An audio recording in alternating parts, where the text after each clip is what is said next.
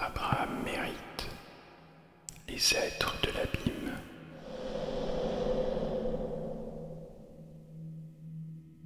Devant nous, au nord, un ray de lumière jaillit, montant vers le zénith. Il avait surgi derrière la montagne déchiquetée, vers laquelle nous nous dirigions depuis le matin. Le rayon lumineux transperça une sorte de colonne de brume bleue, dont les bords étaient aussi vivement délimités que la pluie tombant des extrémités d'une nuée d'orage.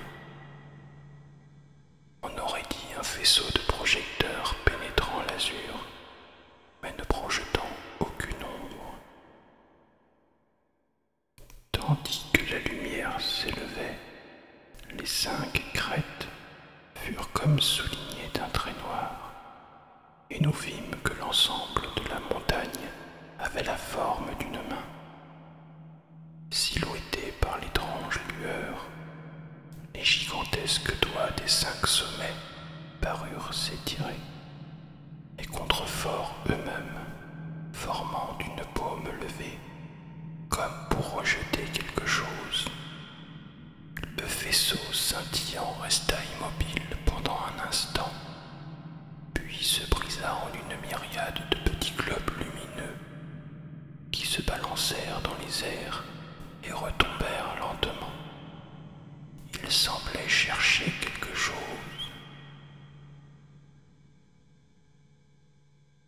La forêt était devenue silencieuse, comme si elle retenait sa respiration. Les chiens se collèrent contre mes jambes et se taisaient aussi, mais je sentais trembler sous tous leurs muscles. Leurs poils se hérissaient sur la nuque et leurs yeux, fixés sur les étincelles phosphorescentes tombant lentement, étaient remplis de terreur. Je me tournai vers Star Anderson. Il regardait vers le nord, où une fois encore, le grand faisceau venait de jaillir. La montagne en forme de main, dis-je sans remuer les lèvres. Ma bouche était aussi sèche que si Lao Tsai avait versé dans mon gosier sa poussière de peur. C'est la montagne que nous recherchions, me répondit-il sur le même ton. Mais cette lumière, qu'est-ce que c'est? Sûrement pas une aurore boréale. Qui a jamais vu une aurore boréale en cette saison? Il venait d'exprimer mes propres doutes. J'ai comme l'impression, reprit-il, qu'on traque quelque chose là-bas, qu'il s'agit d'une espèce de chasse étrange menée par ces lumières. Bonne chose que nous soyons hors de portée. La montagne semble bouger chaque fois que le faisceau lumineux jaillit. Qu'est-ce que ça cache, Star? Ça me fait penser à la main de nuages congelés que Shan Nadour a postée devant la porte des succubes pour la maintenir dans les antres prévus pour eux par Iblis.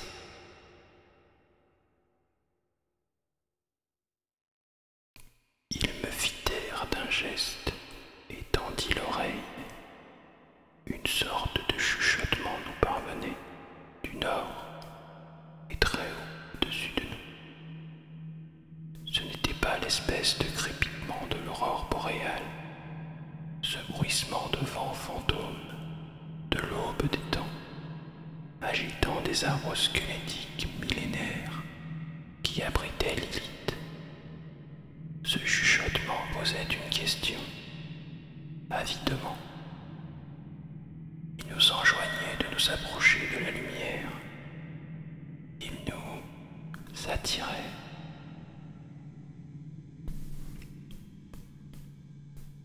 Il y avait dans le son étrange une insistance inexorable.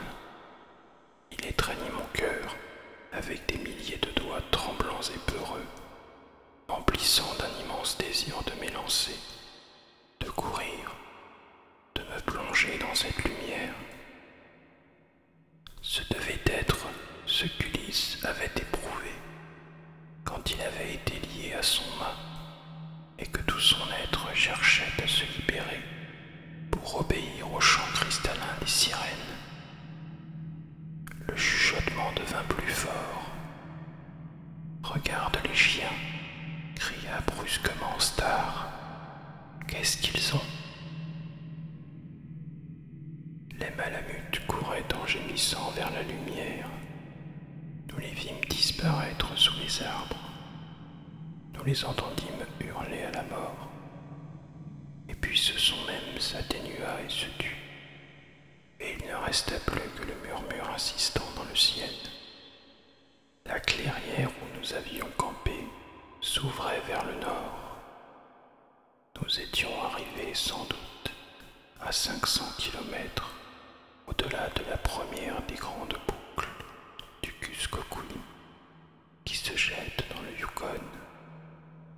Indiscutablement, nous nous trouvions en terrain vierge. Nous étions partis de Dawson au début du printemps, vers une montagne perdue entre les 5 sommets de laquelle le sorcier Athabascan nous l'avait assuré. L'or ruisselait comme la glaise d'un poing fermé. Il nous avait été impossible de persuader le moindre Indien de nous accompagner. La terre de la montagne de la main était maudite, affirmait-il. La veille au soir, nous avions distingué une montagne au sommet déchiqueté, à peine visible. Et maintenant, grâce à la vive lumière qui nous guidait, nous comprenions que c'était le lieu même que nous recherchions. Anderson sursauta. Un nouveau bruit étrange se faisait entendre dans le chuchotement. Un bruit de pas et de branches dérangées, comme si un petit ours venait vers nous. Je jetai une brassée de branches sèches sur notre feu. Dans les flammes montantes, je vis quelque chose surgir des fourrés. La créature marchait à 4 pattes, mais pas comme un ours. J'eus soudain l'impression de voir un bébé essayant de gravir un escalier. Les pattes de devant se levèrent et s'agitèrent d'une manière infantile. C'était à la fois grotesque et terrible. Instinctivement, nous saisîmes nos fusils et les rejetâmes aussitôt. Cet être rampant était un homme. Oui, c'était bien un homme. Il se traîna jusqu'à notre feu et s'arrêta. « Sauvé !» souffla-t-il d'une voix qui semblait un écho du chuchotement céleste. « Ici, je suis sauvé. Ils ne peuvent pas sortir de l'azur, vous savez. Ils ne peuvent pas vous attraper, à moins que vous ne leur répondiez. » Un fou, dit Anderson. Puis, il s'adressa avec douceur à cette chose brisée qui avait été un homme. Vous ne risquez rien, personne ne vous poursuit. Ne leur répondez pas, répéta l'être rampant. Aux lumières, je veux dire. Les lumières, m'écriai-je. La surprise me faisait oublier la pitié. Que sont-elles? Les êtres de l'abîme, murmura-t-il. Ayant prononcé ces mots, il tomba sur le côté. Nous nous précipitâmes vers lui. Anderson s'accroupit. Seigneur, Franck, regardez ça. Il me montrait les mains de l'homme. Les poignets étaient enveloppés de chiffon.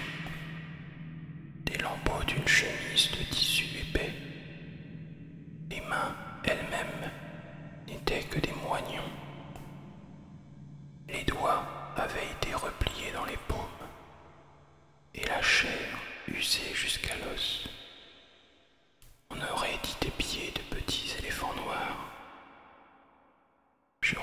les yeux pour examiner le corps. L'homme portait à la taille une lourde ceinture de métal jaune, d'où pendait un anneau de quelques maillons d'une chaîne en métal blanc brillant.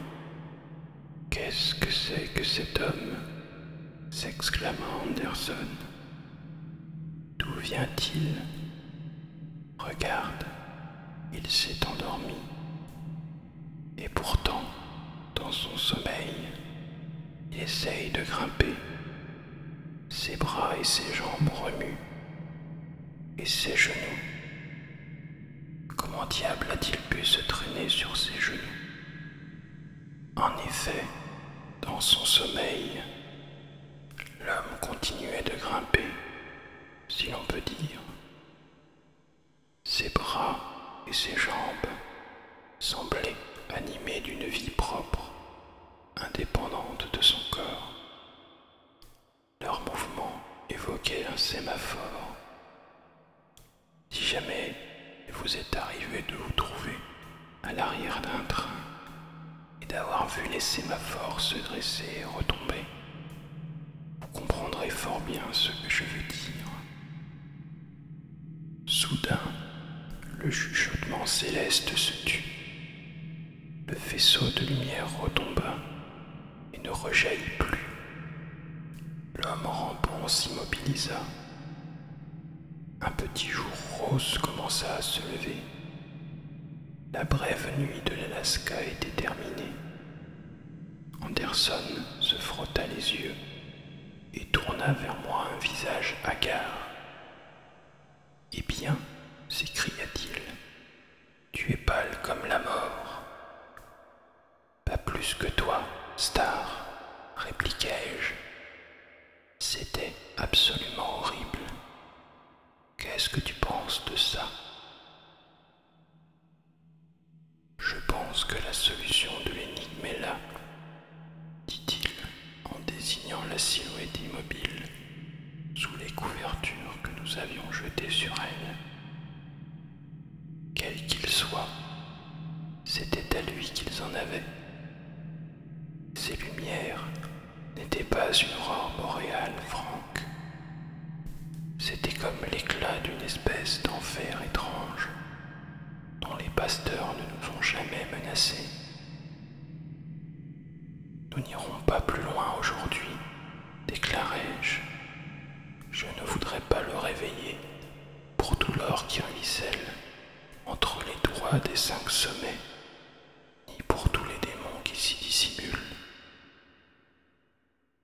L'homme dormait d'un sommeil profond comme le Styx.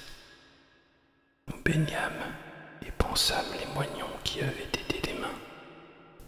Les bras et les jambes étaient aussi raides que des béquilles.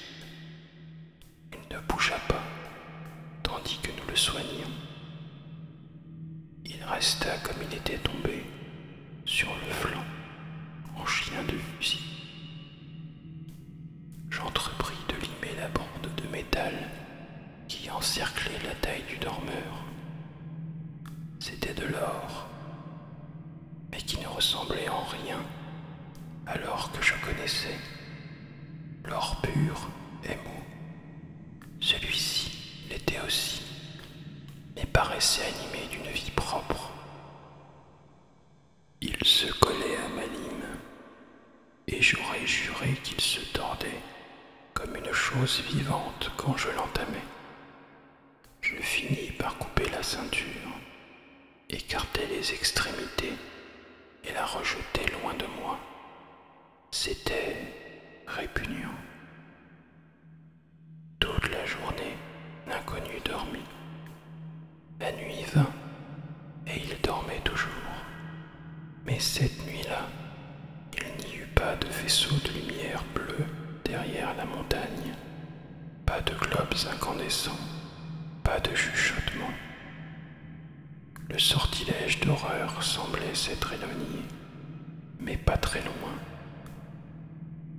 Anderson et moi, nous sentions que la menace était toujours là, à l'écart peut-être, mais en attente. Il devait être midi, le lendemain, s'éveilla. Je bondis en entendant sa voix lente, bien modulée. « Combien de temps ai-je dormi ?» demanda-t-il, en tournant vers moi des yeux bleus très clairs. « Une nuit et presque 2 jours, répondis-je. Y avait-il des lumières dans le ciel hier soir? Un chuchotement vers le nord? Non. Sa tête retomba sur le sol et il contempla l'azur. Ils ont renoncé alors, dit-il enfin. Qui a renoncé à quoi? Demanda Anderson. Les êtres de l'abîme, répliqua l'homme rampant.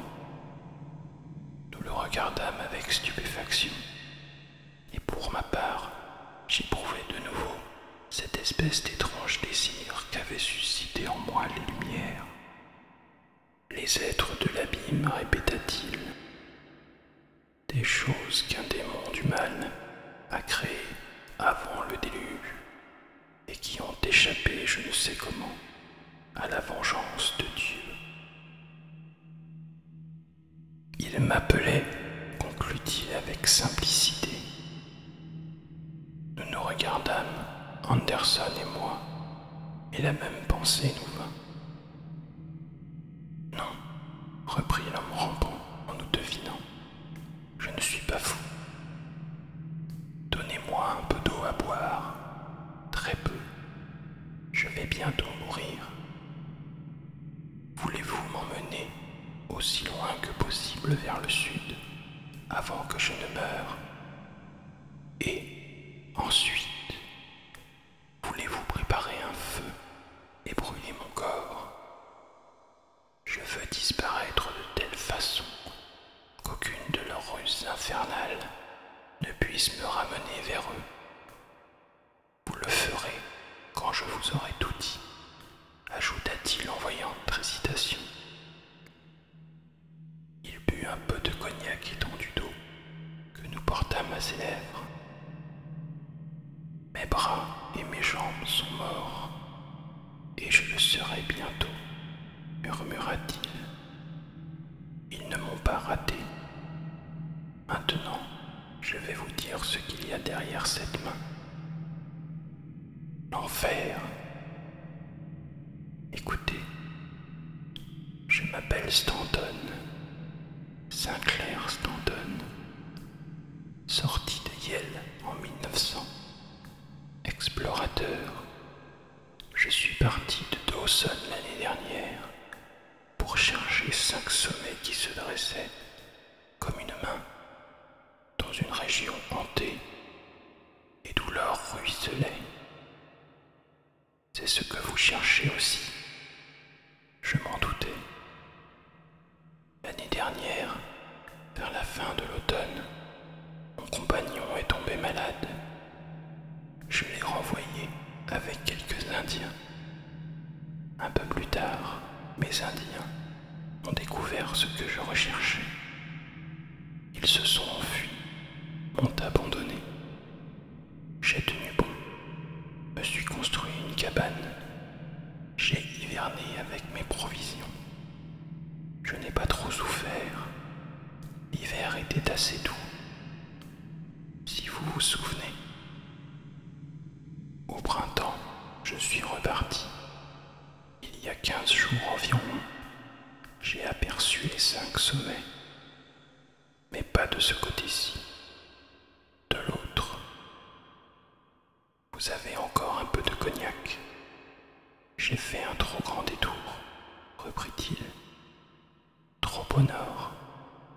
Je suis revenu sur mes pas. De ce côté, on ne voit presque rien que de la forêt, jusqu'à la base de la main. Mais de l'autre, il se tut pendant quelques instants. De l'autre côté, il y a aussi la forêt, mais elle ne monte pas si haut. Non, j'en suis sorti. J'ai vu une vaste plaine s'étendant devant moi sur des kilomètres. Elle paraissait paraissait aussi aride, aussi vieille que le désert qui entoure les ruines de Babylone. Et au bout, les pics se dressaient. Entre eux et moi, dans le lointain, il y avait comme une espèce de mur de rochers ou de digue. Et puis, j'ai trouvé la route. La route, s'exclama Anderson stupéfait. Une route, oui, une route bien pavée, bien unie, qui filait tout droit vers la montagne. Oh oui, c'était bien une route, et usée, comme si des millions et des millions de pieds l'avaient foulée depuis des millénaires. De chaque côté, il y avait du sable et des tas de pierres. Et, au bout d'un moment, ces pierres m'intriguèrent. Elles étaient taillées, et la forme des tas me fit penser qu'autrefois, il y a 100 000 ans, elles avaient été des ruines de maisons. Elles semblaient très anciennes. Elles évoquaient le travail de l'homme. Et en même temps, elles donnaient une impression d'antiquité immémoriale. Les sommets se rapprochaient. Les amas de ruines devenaient plus nombreux. Quelque chose d'infiniment désolé planait sur ces pierres. Quelque chose de sinistre qui serrait le cœur comme une caresse de fantôme, si vieux qu'ils ne pouvaient être que des spectres de spectres. Je poursuivis mon chemin. Je voyais maintenant que ce que j'avais pris pour des collines à la base de la montagne était en réalité un amas de ruines plus important. La montagne de la main était beaucoup plus loin. La route traversait ces ruines et passait entre deux rochers immenses qui formaient comme un portail. L'homme rampant s'interrompit. Ses mains s'agitèrent comme pour grimper et des gouttes de sueur perlèrent à son front. Au bout d'un moment, il se calma et sourit. C'était bien une porte, poursuivit-il. Je l'atteignis, je la franchis, et je tombai de tout mon long, en me cramponnant au sol dans ma terreur, car je me trouvais sur une large plateforme de pierre. Devant moi, il n'y avait rien. Imaginez le grand canyon du Colorado, 3 fois plus large, vaguement circulaire, dont le fond se serait effondré. Voilà à peu près ce que j'avais sous les yeux.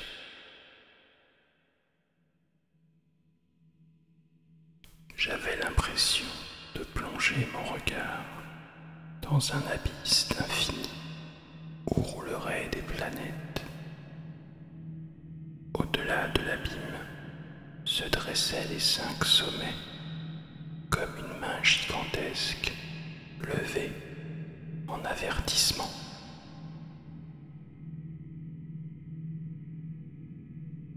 Les rebords du gouffre s'élevaient tout autour de moi. Mon regard plongeait à une profondeur de 300 mètres environ. Et là, une épaisse brume bleue cachait tout, comme ce bleu que l'on voit s'amasser autour des hautes collines au crépuscule. Mais l'abîme, c'est terrifiant,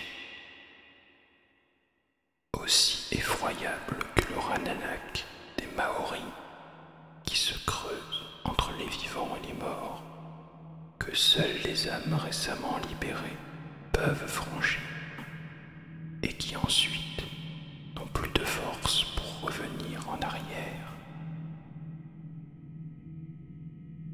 Je reculais au bord de ce ravin sans fond et me relevais, tremblant tremblant et affaibli. Je m'appuyais d'une main contre un de ces rochers du portail. La pierre était gravée. Il y avait là la silhouette d'un homme, au dos tourné, les bras levés au-dessus de la tête, et entre ses mains, il paraissait porter une espèce de disque solaire avec des rayons. Il y avait des symboles sur ce disque qui me rappelèrent l'écriture chinoise, mais ce n'était pas du chinois. Non, ces caractères avaient été tracés par des hommes plusieurs millénaires avant que la Chine naisse de la poussière des temps.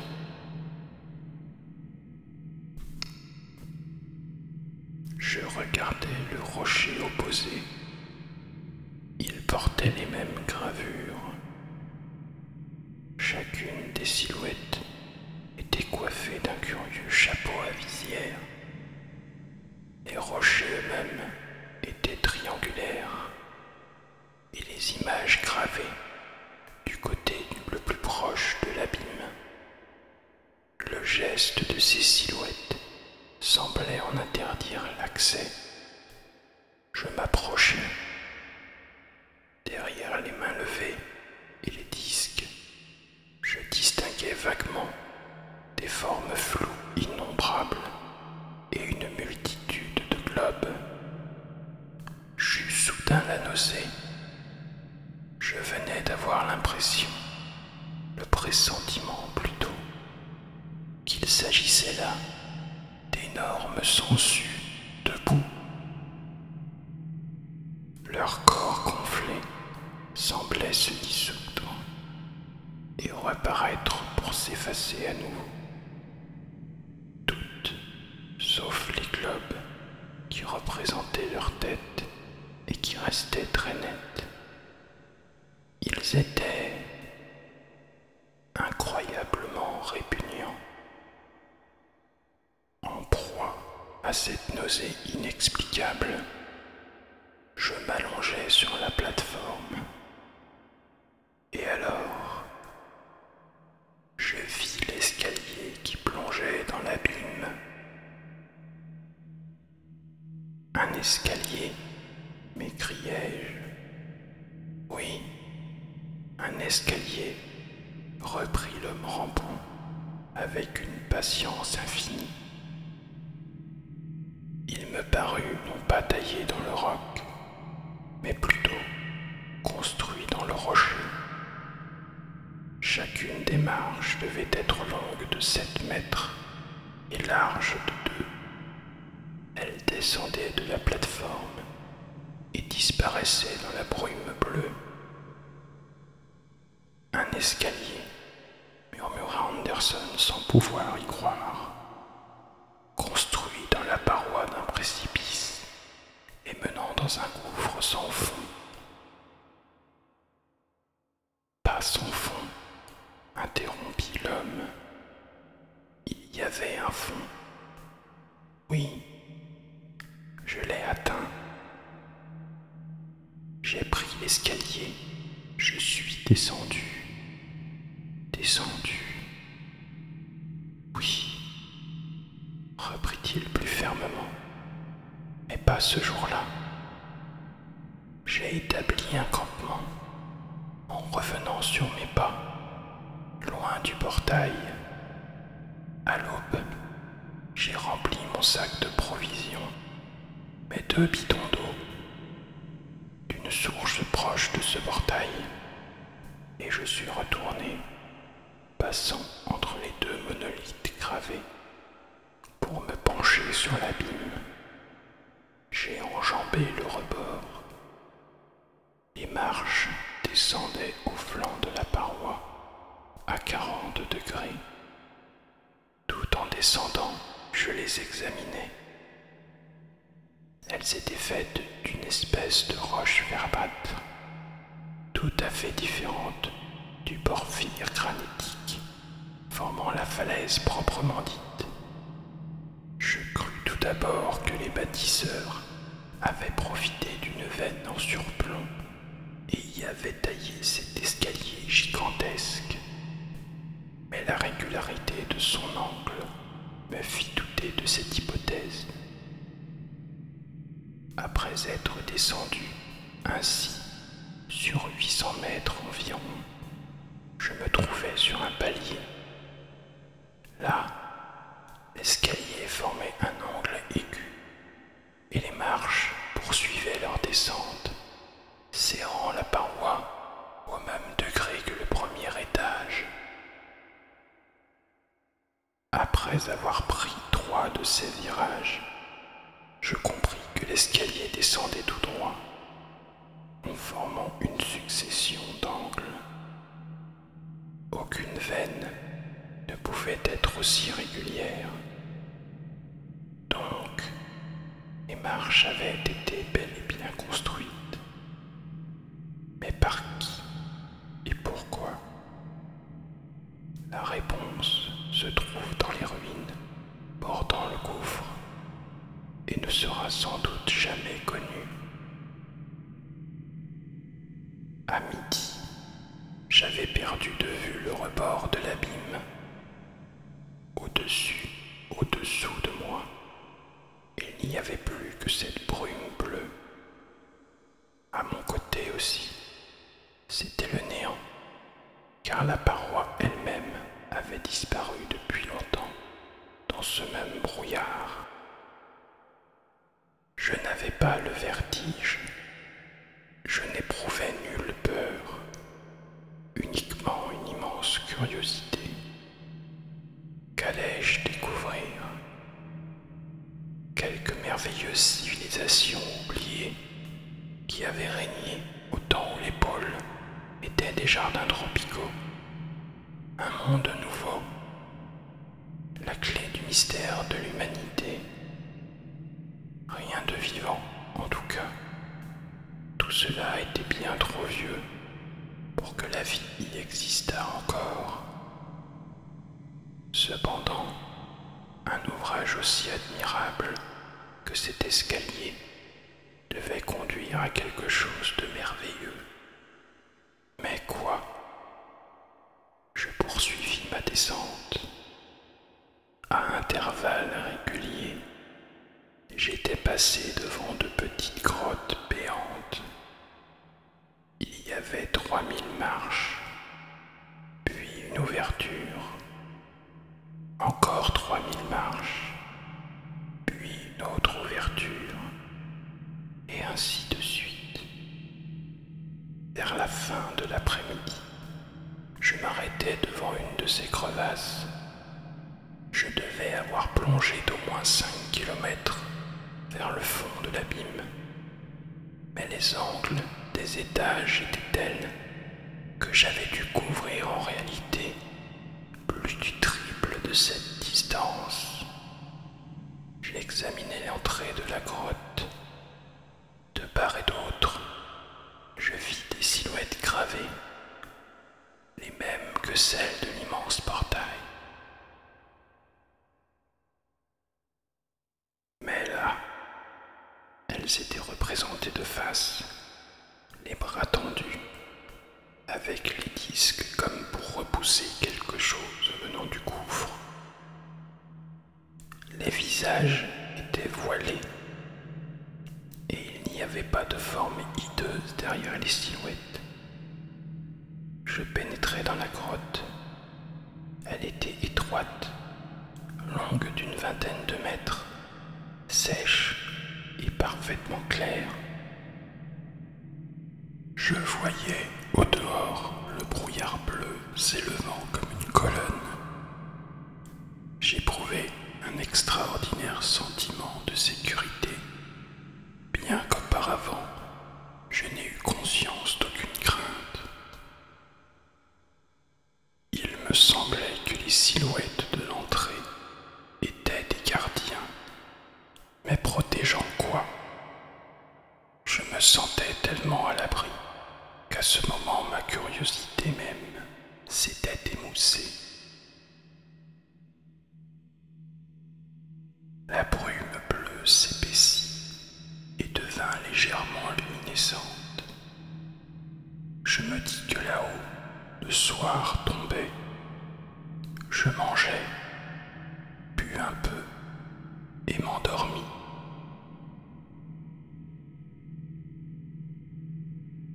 À mon réveil, le bleu avait de nouveau pâli et je pensais que le jour devait s'être levé au-dessus de moi. Je repartis. J'oubliais le gouffre béant à côté de moi. Je ne ressentais aucune fatigue. Je n'avais ni faim ni soif, et pourtant j'avais à peine mangé et bu. Je passai la nuit suivante dans une autre grotte, et, au matin, je me remis à descendre. Ce fut vers la fin de cette journée que j'aperçus la ville. L'homme s'interrompit et resta un moment silencieux. La ville, reprit-il enfin, la ville de l'abîme. Une ville comme je n'en ai jamais vue, comme aucun homme n'en a jamais vu, qui a vécu pour le raconter. Je dois vous expliquer que l'abîme doit avoir la forme d'une bouteille, l'ouverture entre les 5 sommets étant le goulot. Mais j'ignore la dimension du fond. Des milliers de kilomètres de diamètre, peut-être. Quant à ce qui se trouve au-delà de la ville, je n'en sais rien. J'apercevais de petits points de lumière, tout à fait au fond, dans tout ce bleu. Puis, je distinguais des cimes d'arbres, je suppose, mais pas comme les nôtres, des arbres hideux, reptiliens. Ils se dressaient sur de hauts troncs maigrelés, et leurs cimes ressemblaient à des espèces de nids de vipères, avec de vilaines petites feuilles pointues, comme des têtes de serpents. Et ils étaient rouges, d'un rouge vif, affreux. Ça et là, je commençais à discerner des taches jaunes luisantes. Je compris que c'était de l'eau, parce que je voyais des choses émerger à la surface, ou tout au moins des éclaboussures et des cercles de vaguelettes. Mais je n'ai jamais très bien distingué ce qui avait troublé le calme de cette eau. La ville s'étendait juste au-dessous de moi. Des kilomètres de cylindres pressés les uns contre les autres et couchés sur le côté, entassés en pyramide. Je ne sais vraiment pas comment vous décrire cette ville. Tenez, supposez que vous ayez des tuyaux d'une certaine longueur et que vous en posiez d'abord 3 côte à côte, au-dessus 2 autres, et puis un seul. Ou bien vous en mettez d'abord 5, puis 4, et 3, et 2, et 1. Vous comprenez? C'est l'impression que j'avais. Et des tours les dominaient, des minarets, des pignons, des éventails, des monstruosités tordues qui luisaient comme s'ils étaient recouverts d'une phosphorescence rose pâle. À côté des bâtiments, les arbres écarlates et venimeux se dressaient comme des têtes d'hydres géantes, gardant des nids d'énormes vers luisants endormis. À quelques mètres au-dessous de moi, l'escalier s'écartait de la paroi pour passer sous une arche titanesque, surnaturelle, comme le pont qui franchit l'enfer et mène à Asgard. Un des montants cylindre, et le second plongeait dans une autre pile et y disparaissait. C'était terrifiant, démoniaque. L'homme rampant se tut encore une fois. Ses yeux se révulsèrent. Il se mit à trembler et ses jambes, comme ses bras, reprirent leur mouvement d'ascension incoercible. Un chuchotement s'échappa de ses lèvres, comme un écho de ce murmure céleste que nous avions entendu la nuit où nous l'avions vu apparaître. Je posai une main sur ses yeux et il se calma. « Les maudits, murmura-t-il. Les êtres de l'abîme. Est-ce que j'ai chuchoté? Oui, mais ils ne peuvent plus m'atteindre. À présent,